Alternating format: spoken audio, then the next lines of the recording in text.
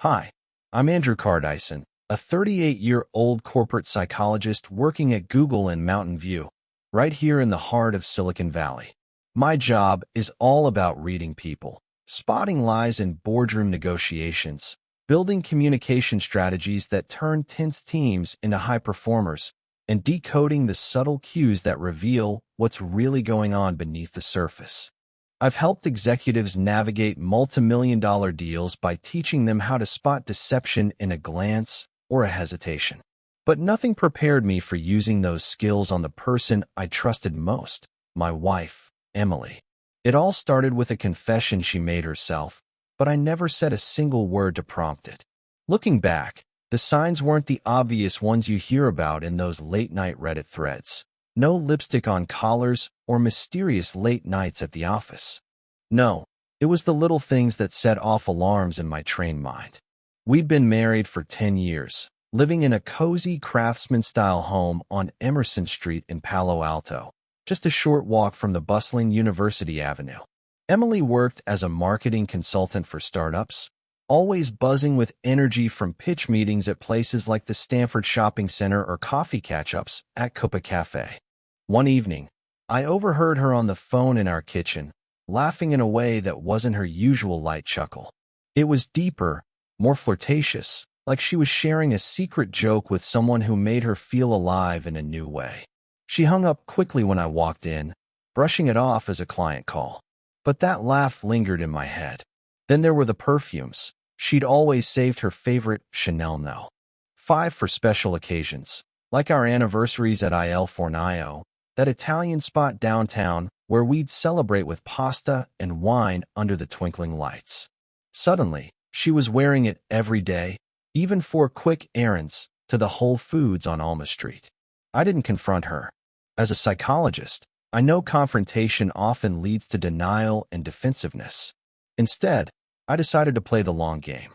I won't yell or accuse, I thought to myself that night, staring at the ceiling in our bedroom. I'll make her tell me the truth herself. It was like setting up a psychological experiment, where silence and subtle pressure reveal more than any interrogation.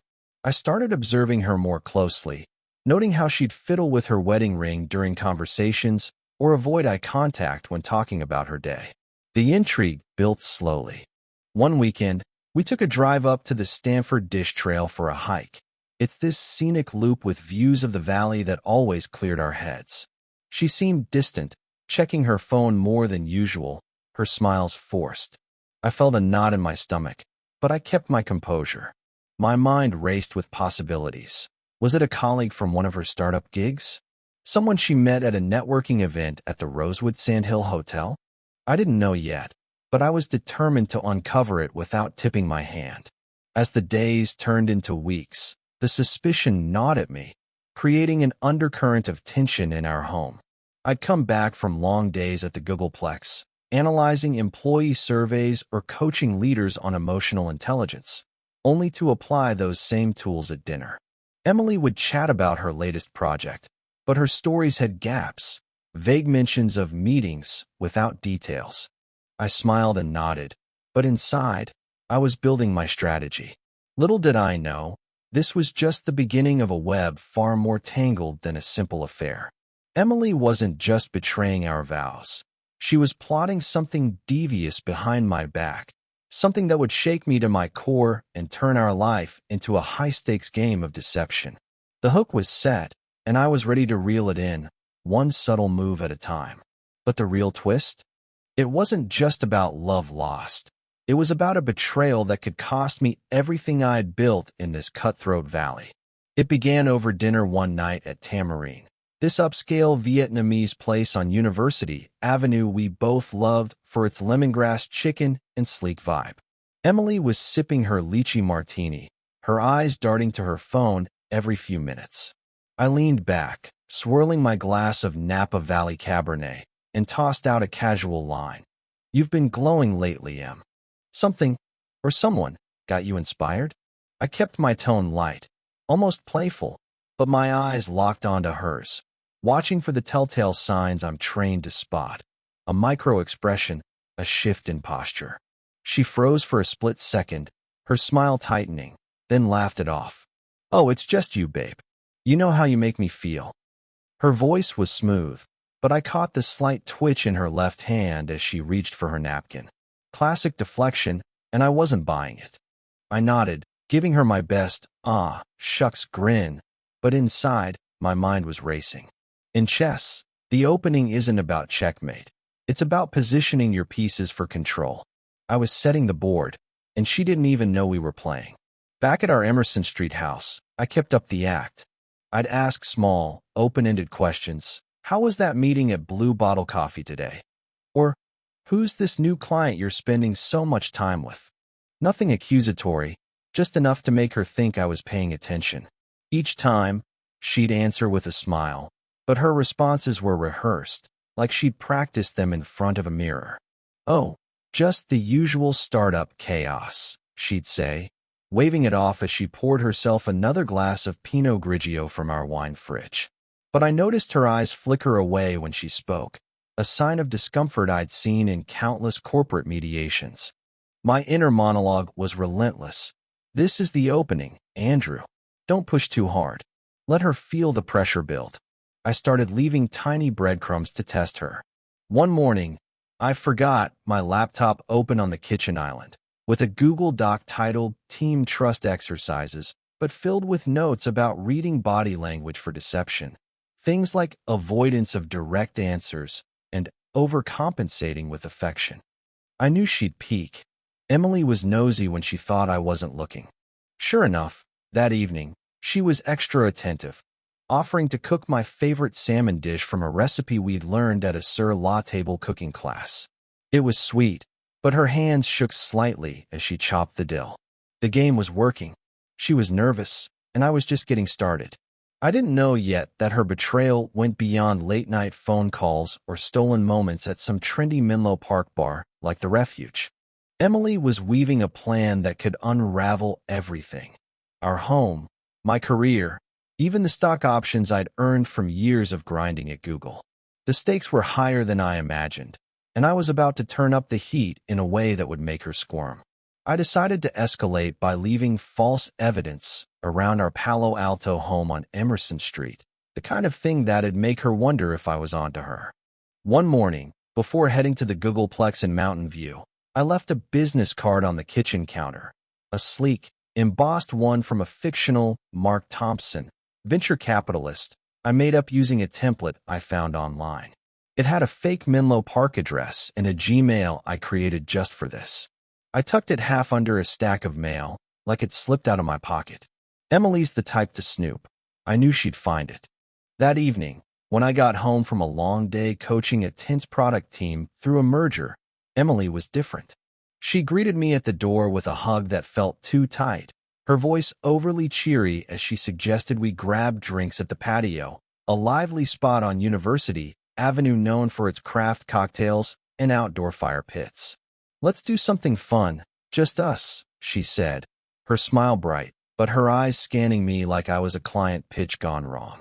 I agreed, keeping my face neutral, but I caught her glancing at the kitchen counter where the card had been. It was gone, moved to the recycling bin, I later found. She'd seen it. At the patio, under the glow of string lights, I pushed a little further. I opened my phone and accidentally left it on a Google search for signs of a cheating spouse, with articles like How to Spot Lies in Relationships visible. I excused myself to the restroom, leaving the phone face up on the table. When I returned, Emily was stirring her mojito a little too vigorously, her knuckles white. "Everything okay?" I asked, tilting my head. "Oh, yeah, just thinking about work," she said, but her laugh was brittle, like glass about to crack. Inside, I was cataloging every move. This is like watching a fish notice the hook, but pretend it's not there. Her behavior shifted over the next few days.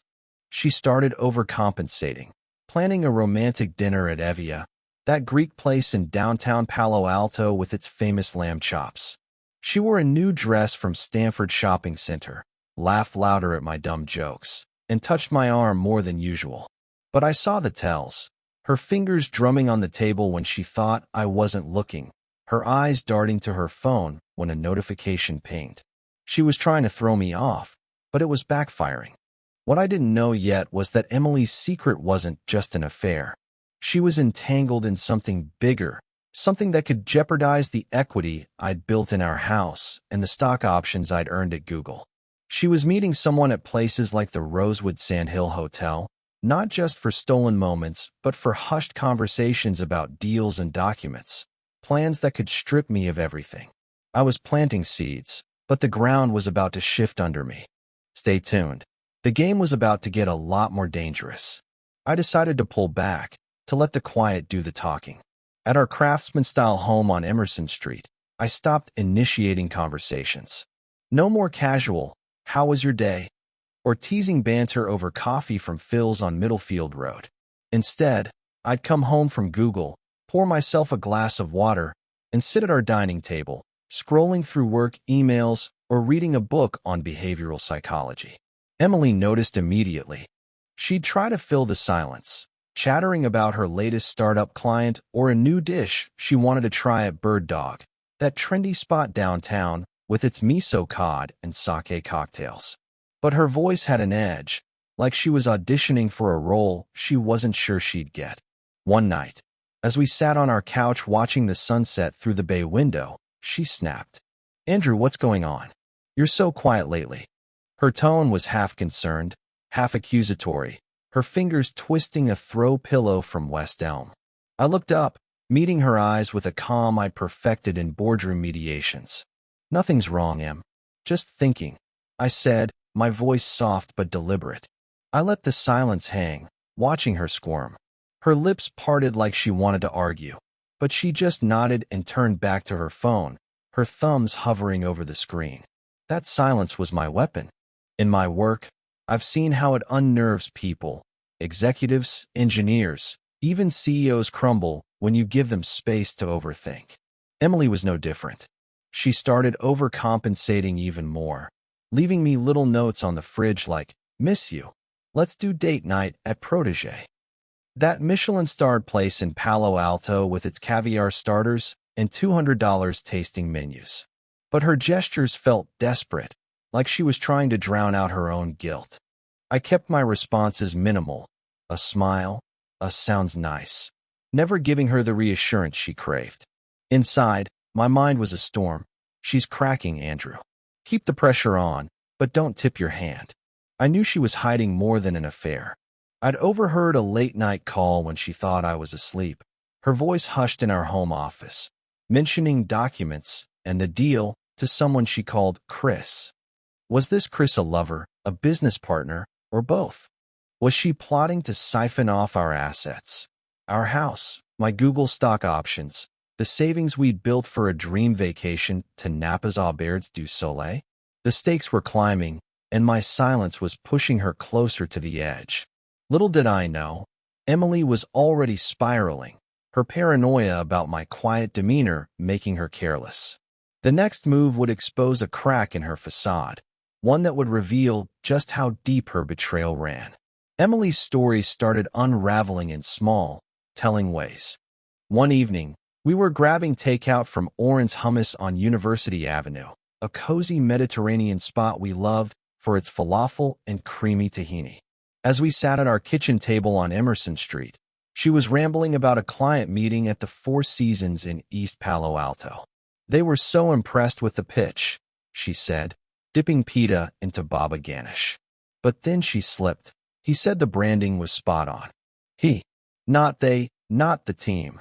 I raised an eyebrow, keeping my tone casual. He? Who's that? Her eyes widened for a split second before she laughed it off. Oh, I mean, the lead investor. You know, the team. But her fingers gripped the pita too tightly, crumbling it.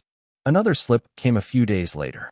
I'd just gotten back from a long day at the Googleplex, where I'd been mediating a tense standoff between two engineering leads.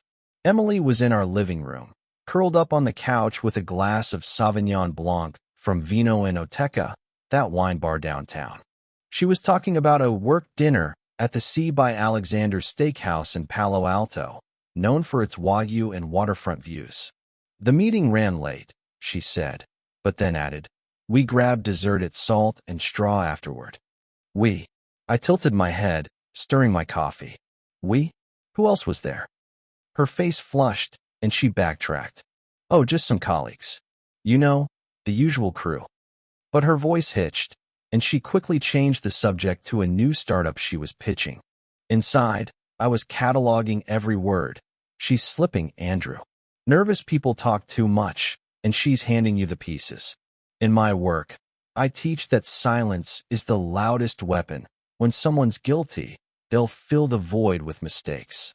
I stayed quiet, nodding along, letting her ramble. Each slip confirmed my suspicions, but I needed more. Who was this he? Was it the Chris?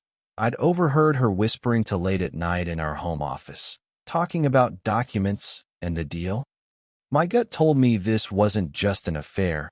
It was something bigger, something that could threaten our home, my Google equity, everything we'd built. I kept my face neutral, but my mind was racing. Emily was getting sloppy, her nerves betraying her in ways she didn't even realize. I decided to let her keep talking, knowing each word was another crack in her carefully constructed facade. What I didn't know yet was that her slips were leading me to a truth far uglier than infidelity, a scheme that could cost me everything, cooked up in the glitzy conference rooms of the Rosewood Sand Hill Hotel. The game was heating up, and her next mistake would blow the board wide open. I decided to push harder with a calculated misstep. One evening, after a grueling day at the Googleplex coaching a startup acquisition team, I came home to our Emerson Street house and found Emily in the kitchen, scrolling through her iPad. I leaned against the counter, sipping a cold brew from Zombie Runner, that quirky coffee spot on California Avenue. So, I said, keeping my tone offhand, how was your night at the Village pub last night? Sounded like a big meeting. I knew she hadn't been there. She'd claimed a late pitch at the Westin in Palo Alto. Her head snapped up, eyes wide. What? I wasn't at the Village pub, she said, her voice sharp, almost panicked. You sure? I pressed, tilting my head. Thought you mentioned it. Her reaction was electric. She set the iPad down too fast, knocking over her wine glass, a Pinot Noir from Vino Enoteca. No, Andrew, I was at the Westin. You must have misheard. But her hands were shaking as she grabbed a towel, and her laugh was forced, high-pitched. Gotcha, I thought. Her overreaction told me more than her words. She was defensive because she was somewhere else entirely, likely with this Chris. I'd overheard her whispering to about documents and the deal. I shrugged, playing dumb. My bad, Em. Long day. But inside, I was grinning. The board just turned, and she's playing against herself now. I kept up the pressure, dropping more subtle traps. One morning, I forgot my notebook on the coffee table, open to a page with scribbled notes from a Google workshop on trust and partnerships, phrases like hidden agendas and financial discrepancies circled in red. Emily found it. I saw her flipping through it when she thought I was in the shower.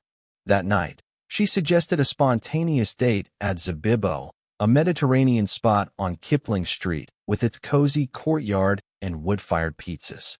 She was all smiles, but her eyes darted around like she was scanning for threats. You seem stressed, I said, cutting into my lamb kebab. Work okay? She flinched, then launched into a long story about a difficult client that sounded rehearsed, her fingers twisting her napkin into knots. My inner monologue was relentless. She's unraveling, Andrew. One wrong move, and she'll spill everything. I knew her affair with this Chris wasn't the whole story. The hushed calls, the talk of documents, it pointed to something bigger, like a scheme to siphon off our assets. Was she trying to transfer our home's equity? Divert my Google stock options? Maybe she and Chris were plotting to hijack a startup deal I'd helped fund through a side venture, one I'd set up with colleagues at the Rosewood Sand Hill Hotel. The stakes were sky high, and I was one step closer to cracking her facade. The next move would push her to the edge.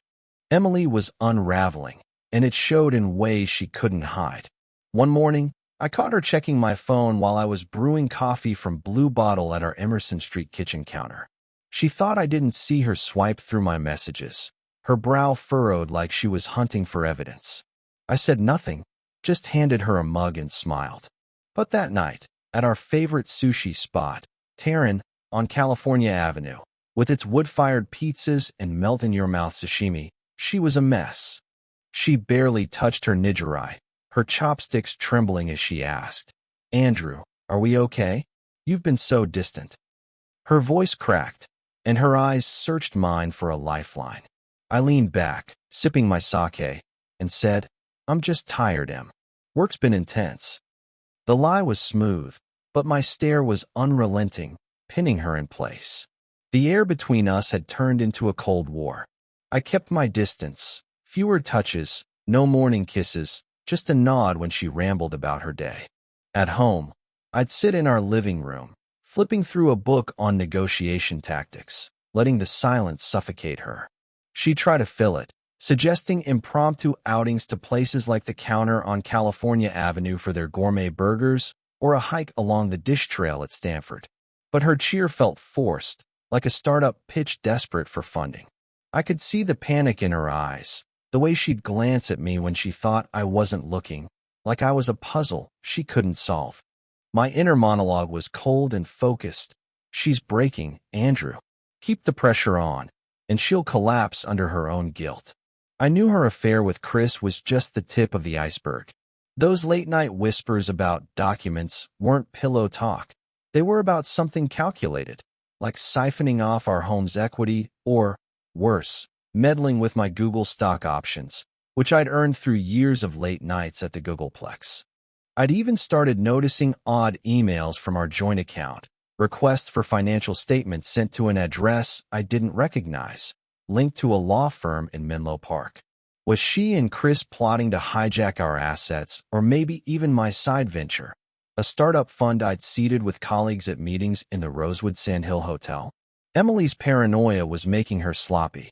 One night, I found her pacing in our home office, muttering to herself before she slammed her laptop shut when I walked in. Her eyes were wild, her voice sharp. "Why are you sneaking around?" I raised an eyebrow, calm as ever. "Just grabbing a pen, Em." But I knew I was winning. She was turning on herself, and the breaking point was close. The next move would force her hand, and the truth was about to spill in ways I never expected. I decided to stage a scene that would push Emily over the edge. One night, after a long day at the Googleplex mediating a product team's clash over AI strategy, I came home to our Emerson Street house and accidentally left my phone on the kitchen island. I'd set up a fake text thread with my buddy Jake, a fellow psychologist I grabbed beers with at the Old Pro on Ramona Street. The message, carefully crafted, read, "Man, Emily thinks you're clueless, but I bet she's sweating now." I left the phone unlocked, the screen glowing with the text visible, and went upstairs to take a shower. I knew Emily's nosy streak. She'd check it. Sure enough, when I came back down, the phone was slightly moved, and Emily was in the living room, clutching a glass of Chardonnay from Vino Enoteca, her face pale. She didn't mention the text, but her hands were shaking, and she kept glancing at me like I was a bomb about to go off. The next morning, over coffee from Cupa Cafe, she cracked. We were sitting at our dining table, the sunlight streaming through our bay window, when she blurted out, "Andrew, I need to talk." Her voice was unsteady, her eyes darting to the floor. I didn't mean for it to happen. It just did." I stayed silent, leaning back in my chair, my face a mask of calm I'd perfected in high-stakes Google negotiations. Inside, my heart was pounding. "This is it, Andrew. Let her talk." She started in fragments, her words spilling like a dam breaking. "It was just a few meetings at first, at the Rosewood Sandhill. I was stressed, and he was there, and—" She trailed off, twisting her wedding ring. I didn't flinch, just nodded slightly, my silence pulling more out of her. "His name's Chris," she said, barely audible. It wasn't supposed to mean anything. I kept my gaze steady, my voice low. "Go on." That was all it took. She rambled about late-night drinks at the Dutch Goose in Menlo Park, stolen moments at Stanford Shopping Center, how it just happened after a pitch meeting. But I knew there was more. Those whispered calls about documents, and the deal weren't about romance.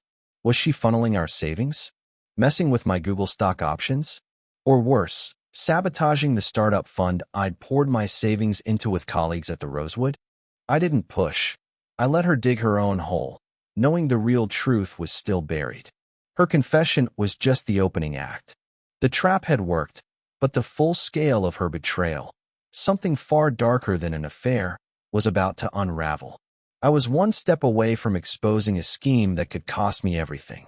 Emily sat across from me at our dining table, the morning light casting shadows on her face as she clutched her Coupa Cafe mug. Her words came in waves, each one more desperate than the last. It started at a networking event at the Rosewood Sandhill, she said, her voice barely above a whisper. Chris was charming, a venture capitalist with big ideas. It was just drinks at first, at the Dutch Goose, then more. She paused, expecting me to react, but I stayed silent, my face unreadable, a trick I'd honed in Google's boardrooms. Keep talking, Em, I thought. You're not done. She fidgeted, her eyes darting to the bay window. It wasn't supposed to go this far, she continued, her voice cracking. We met at the Sea by Alexander's, then the Four Seasons. I didn't mean to hurt you. She listed dates. June 12th at Stanford Shopping Center, July 3rd at a client dinner in Menlo Park, places I could verify. But I wasn't focused on the affair anymore. I was waiting for the real confession. I leaned forward slightly, just enough to keep the pressure on. What else, Em? I asked, my voice low, steady. Her eyes widened, like she'd been caught stealing. What do you mean? She stammered, but her hands betrayed her, twisting her napkin into a knot. I didn't answer, just held her gaze, letting the silence do its work. Then it came, like a flood. Okay, fine, she snapped, her voice rising. Chris and we were working on something. A deal. He said he could get my startup funded, but we needed leverage. She hesitated, then plunged in. I used your name, Andrew, your Google connections. I told him about your startup fund, the one you set up with those guys at the Rosewood. He said we could redirect the assets, make it look like you'd signed off. My blood ran cold, but I didn't flinch. My startup fund, the one I'd poured our savings into, built with colleagues over late-night pitches at the Rosewood Sandhill Hotel. She was trying to steal it. Our house equity, my Google stock options, everything, by forging my signature on legal documents. I asked, my voice ice. She faltered, then spilled more. Chris had a lawyer at a Menlo Park firm, papers drawn up to transfer funds to a shell company. I thought it was just business, she sobbed.